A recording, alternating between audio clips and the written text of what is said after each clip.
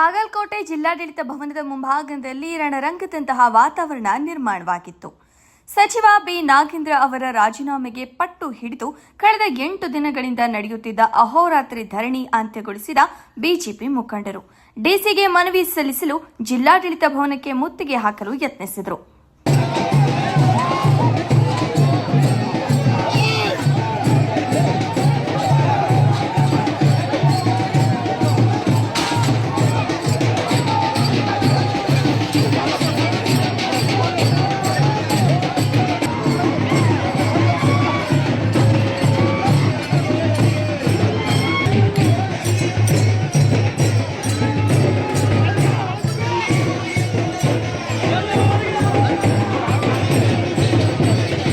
ಪ್ರತಿಭಟನಾ ಸ್ಥಳದಲ್ಲಿ ನಾಯಕರು ಭಾಷಣ ಮಾಡುತ್ತಿದ್ದಂತೆಯೇ ಉತ್ತೇಜಿತರಾದ ಕೆಲ ಮುಖಂಡರು ಹಾಗೂ ಕಾರ್ಯಕರ್ತರು ಏಕಾಏಕಿ ಭವನದ ಮುಖ್ಯ ಗೇಟ್ನತ್ತ ನುಗ್ಗಿದ್ರು.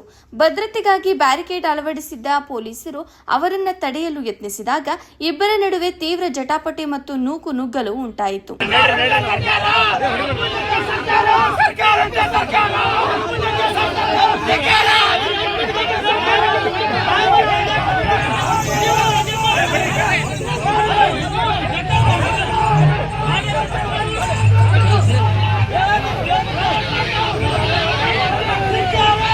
ಗೇಟ್ ತಳ್ಳಿ ಒಳನುಗ್ಗಲು ಯತ್ನಿಸಿದ ನಬೀದಾ ನಫ್ ಸೇರಿದಂತೆ ಹಲವು ಪ್ರಮುಖ ಮುಖಂಡರನ್ನ ಪೊಲೀಸರು ಬಲ ಪ್ರಯೋಗ ಮಾಡಿ ವಶಕ್ಕೆ ಪಡೆದರು.